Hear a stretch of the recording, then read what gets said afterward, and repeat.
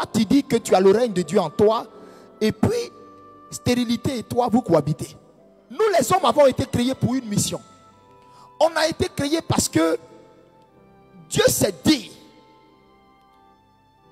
sa créature Lucifer a osé l'humilier en tentant de mettre à mal sa création, en envoyant le péché, le désordre dans sa création. Dieu va prendre là où Lucifer croyait que lui, son trône était trop trône, la terre. Dieu le pousse, Dieu prend cette poussière, Dieu y fait habiter sa force et son esprit. Et Dieu lui dit, ce sont les hommes qui vont me défendre. Je ne me salirai même pas la main à oser ma promesse. Ils ne le mettront jamais quand il s'agit de Dieu.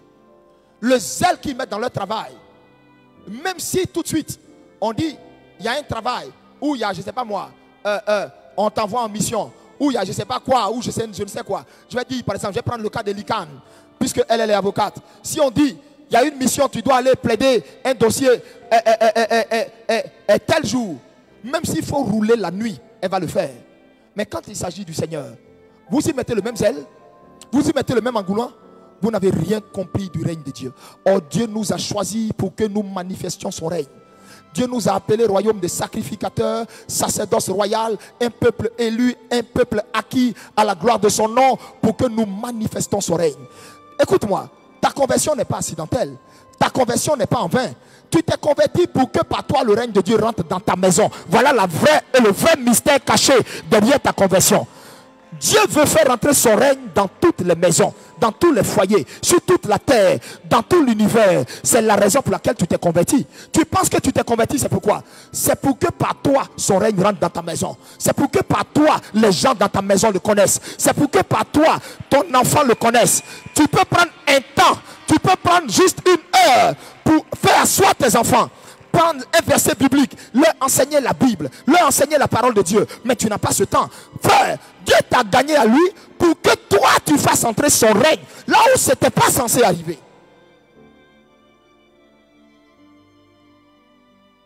Il ne nous a pas convertis pour remplir les églises. Il nous a convertis pour que nous répandons son règne. Le répands-tu?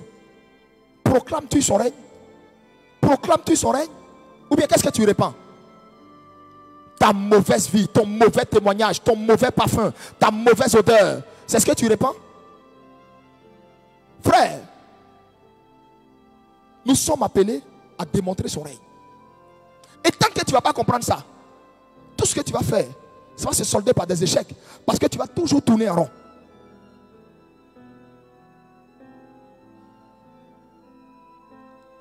Quand vous priez, vous êtes toujours dans la volonté agréable. Oh Seigneur, donne-moi l'argent, j'ai payé ma maison. Oh Seigneur, donne-moi ceci. Oh Seigneur, pense à mon fils Zacharie. Pense à ma fille Nathalie. Oh, Nathalie me fatigue. Oh, Zacharie me fatigue. Oh Seigneur, c'est que ça que vous avez à la bouche comme sujet de prière. Quand il s'agit de Dieu, on ne voit pas ce même zèle. La volonté parfaite de Dieu, c'est que vous vivez son règne d'abord. Vous répandez son règne. Vous communiquez son règne. Vous partagez son règne. Et c'est quoi ce règne? Bonne nouvelle, Jésus-Christ est mort pour vous. Je suis son ambassadeur dans cette maison. Et tant que je suis dans cette maison, la maladie n'entrera pas ici. Tant que je suis dans cette maison, la sorcellerie ne régnera pas ici. Tant que je suis ici, vous allez vous convertir. Tant que je suis ici, les enfants de cette famille vont réussir. Voici ta mission. Dieu ne t'a pas gagné à lui pour que tu viennes t'asseoir remplir les bancs de l'église.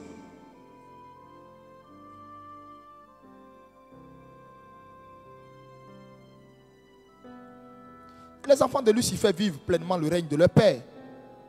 Quand tu les vois, tu vois les Beyoncé, elles vivent pleinement le règne. Elle est excellente dans ce qu'elle fait. Elle est riche dedans, elle est bénie dedans, elle est populaire, elle est prospère, elle a tout. Toi, tu dis d'après toi que tu sais un Dieu glorieux, un Dieu qui règne. Maintenant, où est ce règne-là? Suis-toi. D'abord, même ce règne-là, même quand on voit ça, même dans ta vie spirituelle, on ne voit pas. Parce que quand ce règne-là rentre dans ta vie, il est censé directement t'amener à une transformation nette.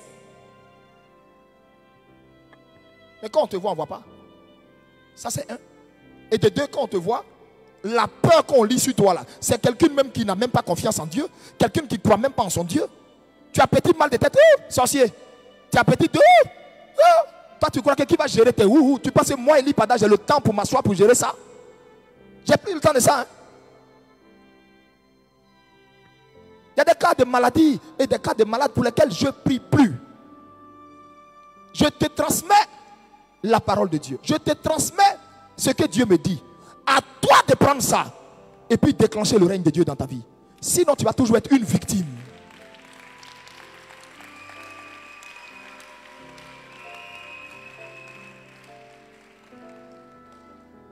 Aujourd'hui, j'ai voulu t'aider à comprendre quel était le plan parfait.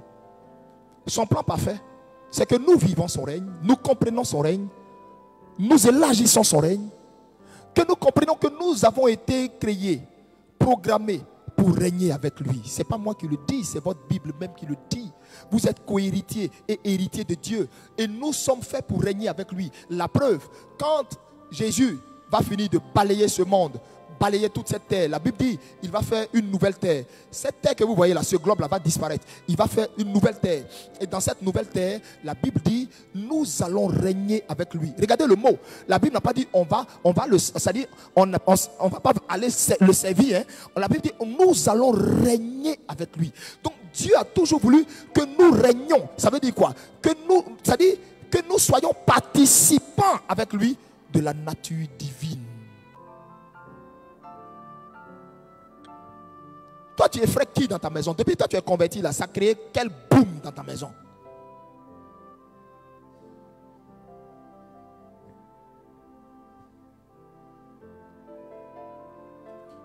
Comment je m'étais converti et puis je priais?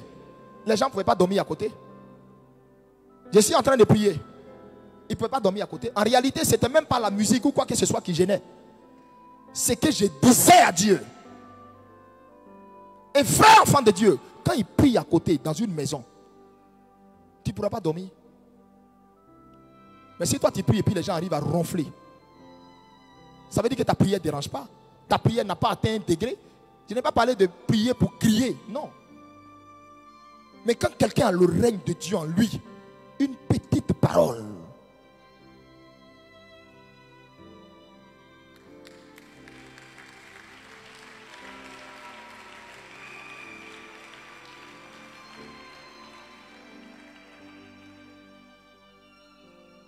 ce n'est pas possible que le règne de Dieu entre en toi et que tout ce qui est maladie dans ton corps ne guérisse pas.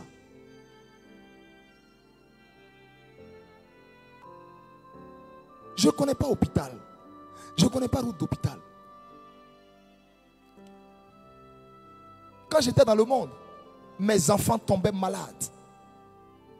Mes enfants tombaient malades. Tout en sème, fièvre typhoïde, nanani nanana. Même mon fils Daniel, quand tous ceux-là sont venus dans ma maison, habiter chez moi, plus personne n'est tombé malade. Demandez s'il prend même un seul médicament chez moi.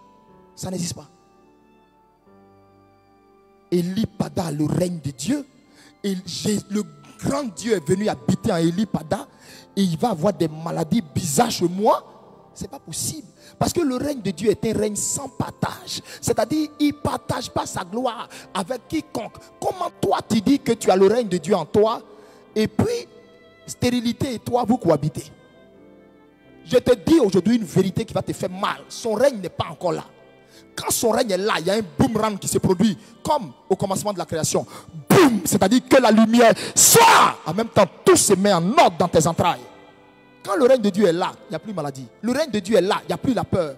Toi qui ne pouvais pas dormir dans le noir, tu peux éteindre la lumière et puis tu dors sans crainte. Tu ne mets pas veilleuse. Mais si tu es incapable de faire ça, c'est parce que le règne de Dieu n'est pas en toi. C'est parce que le règne de Dieu n'est pas en toi que tu as peur. Parce que tu te dis dans le noir là, chrétien peureux, peureuse, incapable d'éteindre une lumière pour dormir. Il faut ouvrir un peu la lumière de la douche. Il faut dormir sous veilleuse. Toi aussi. Le règne de Dieu, lequel règne de Dieu?